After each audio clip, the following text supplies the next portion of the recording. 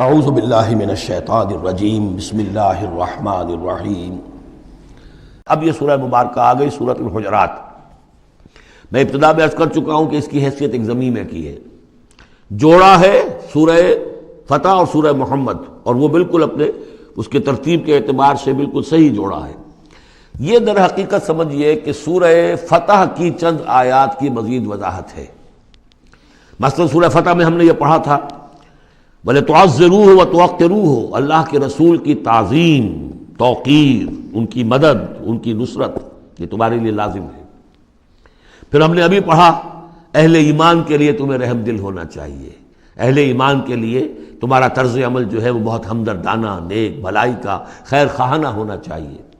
یہ ساری چیزیں جو ہیں اس میں اب سامنے آ رہی ہیں۔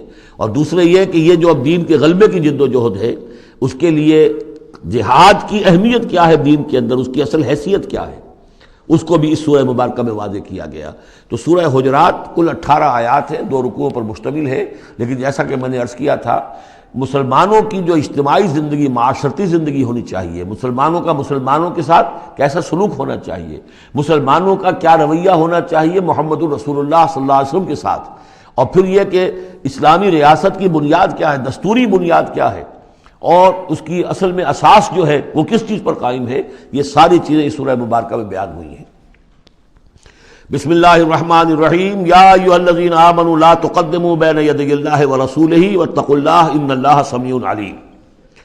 اہل ایمان مت آگے بڑھو اللہ اور اس کے رسول سے، اور اللہ کا تقوی اختیار کرو، اللہ سب کچھ سننے والا ہے، سب کچھ جاننے والا ہے۔ یہ پہلی آیت جو ہے یہ گویا کہ ہر اسلامی ریاست کی دفعہ نمبر 1 ہے، یا ہم یہ کہہ سکتے ہیں دفعہ نمبر 1 تو یہ ہو کہ یہاں حاکمیت اللہ کی ہے، لیکن حاکمیت اللہ کی کیسے یہاں پر ہوگی؟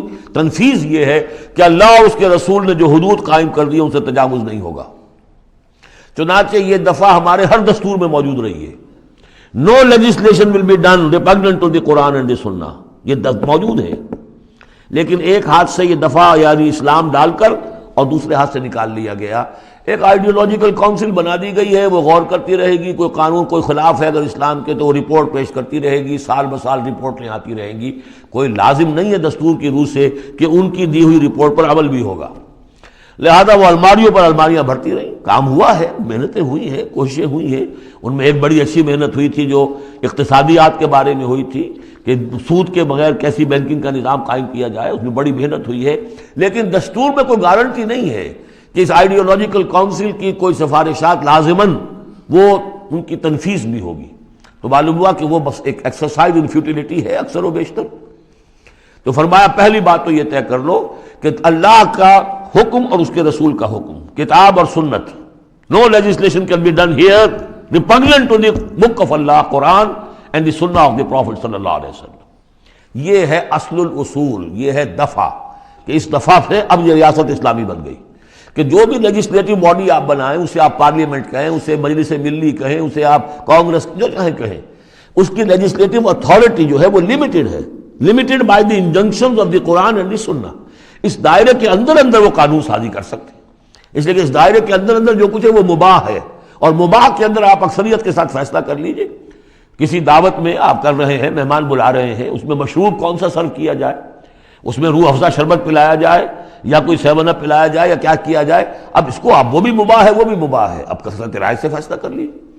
لیکن کثرت رائے کیا، 100% رائے بھی اللہ کے کسی حکم میں ترمیم نہیں کر سکتی، وہ تو دائرہ ہے، اس دائرے کے اندر رہنا ہے، جس کو کہ ایک حدیث سے حضور نے بہت عمدگی سے واضح کیا ہے۔ آپ نے فرمایا مثل المومن کمثل الفرس فی عقیتہ، مومن کی مثال ایسی ہے جیسے کہ گھوڑا جو بندھا ہوا ہے کھوٹے کے ساتھ۔ ظاہر بات ہے مومن میں جو اللہ کو مانتا ہے تو اللہ کے حکم سے بندھ گیا، رسول کو مانتا ہے رسول کے فرمان سے بندھ گیا، قرآن کو مانتا ہے تو قرآن کے احکام سے بندھ گیا۔ تو ایک آدمی وہ ہے مادر پدر آزاد ہے، نہ اللہ کو جانے نہ رسول کو جانے، نہ کسی آسمانی ہدایت کو مانے، وہ جو چاہیں قانون بنائیں، وہ سوڈمی کو بھی جائز قرار دے دیں، ہومو سیکسولیٹی کو بھی جائز قرار دے دیں، 2 مردوں کی شادی کو جائز قرار دے دیں، لیگل سٹیٹس دے دیں، ان کی مرضی ہے، جو چاہے کریں، لیکن مسلمان تو پابند ہوتا ہے۔ تو پہلی یہ آیت جو ہے انتہائی اہم ہے، اور گویا کہ اس کی ترجمانی ہے جو پاکستان کے دستور میں وہ الفاظ لکھے ہوئے ہیں، no legislation can be done here repugnant to the Quran and Sunnah. یا ایھا الذین آمنوا لا تقدموا بین یدی اللہ ورسولہ واتقوا اللہ ان اللہ سمیع علیم. اس کے بعد جو آ رہی ہیں 4 آیتیں، یہ خاص طور پر حضور کے ساتھ کیا طرز عمل ہونا چاہیے. دستوری بنیاد اسلامی ریاست کی یہ آ گئی، اللہ اور اس کے رسول کے احکام کی اطاعت. لیکن ایک ہماری ثقافت، ہماری تہذیب، ہمارے کلچر کی ایک بنیاد ہے، اور وہ بنیاد کیا ہے؟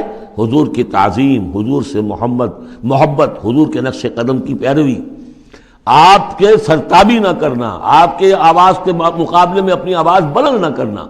اب یہ آ رہا ہے، یہ ہے وہ توقروہ و تعزروہ، یہ گویا کہ اس کی شرح ہے. یا ایھا الذین آمنوا لا ترفعوا اصواتکم فوق صوت النبی، اہل ایمان اپنی آواز کبھی بلند نہ کرنا نبی کی آواز پر.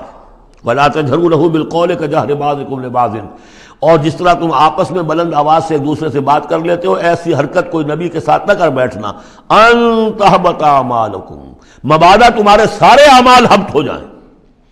تم سمجھو گے میں نے کوئی گناہ کبیرہ تو نہیں کیا ہے، میں نے چوری نہیں کی، ڈاکہ نہیں ڈالا، زنا نہیں کیا، کچھ نہیں کیا، لیکن نہیں، گستاخانہ طرز عمل نبی کی شان میں یہ تمہارے سارے کاموں کو حبط کر دے گا، اکارت کر دے گا. وانتم لا تشعرون، تمہیں پتہ بھی نہیں چلے گا. ان الذین یغضون اصواتهم عند رسول اللہ اولئک الذین امتحن اللہ قلوبهم للتقوی. ایک چیز کو ایک منفی انداز میں بھی کہا، اب یہ کہ مثبت انداز میں، شاباش دینے کے انداز میں. بے شک وہ لوگ جو اپنی آوازیں پست رکھتے ہیں رسول اللہ کے سامنے، یہی وہ لوگ ہیں کہ جن کے دلوں کو اللہ نے چن لیا ہے، امتحان کر کے، جانچ پرکھ کر چن لیا ہے، اختیار کر لیا ہے تقویٰ کے لیے. اب ان کے دلوں میں اللہ تعالیٰ تقویٰ زیادہ سے زیادہ پیدا کر دے گا. لہم مغفرۃ واجر عظیم، ان کے لیے مغفرت ہے اور بہت بڑا اجر ہے. ان الذین ینادونک من وراء الحجرات اکثرهم لا یعقلون. یہ بھی ایک سوء ادب تھا، اور یہ ویسے بھی عام معاشرت کے اعتبار سے بھی سوء ادب ہے.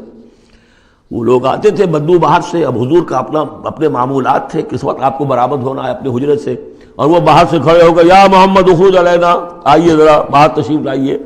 فرمایا ان الذین ینادونک من وراء الحجرات، بے شک وہ لوگ جو آپ کو پکارتے ہیں دیواروں کے پیچھے سے، حجرات کے باہر سے، اکثرهم لا یعقلون، ان میں سے اکثر وہ ہے جو عقل نہیں رکھتے. وَلَوْ أَنَّهُمْ صَبَرُوا، اگر وہ صبر کرتے حتیٰ تخرج الیہم، کہ آپ خود برآمد ہوتے اپنی حجرے سے، تشریف لاتے باہر، لَكَانَ خَيْرًا لَهُمْ، یہ ان کے حق میں بہت بہتر تھا. وَاللَّهُ غَفُورٌ رَحِيمٌ، اللہ غفور اور رحیم ہے.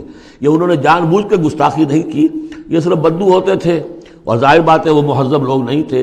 اس حوالے سے ان کے ہاں جو بھی تھا، اور عرب کا بدو وہ تو یوں سمجھیے کہ بہت ہی زیادہ ان آداب وغیرہ سے بہت ناواقف، بہت دور. تو اس لیے انہوں نے کہا کہ اگرچہ انہوں نے کی ہے یہ زیادتی، لیکن اللہ غفور ہے اور رحیم ہے، بخشنے والا ہے.